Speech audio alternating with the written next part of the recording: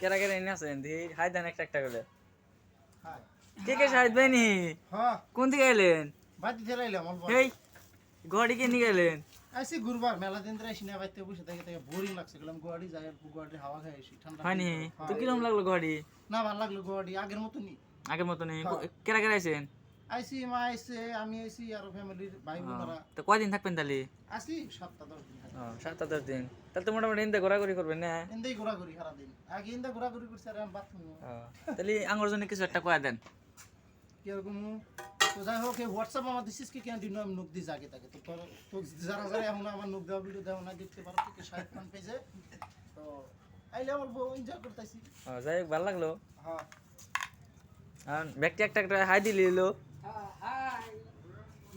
আর এই যে আমার কাকু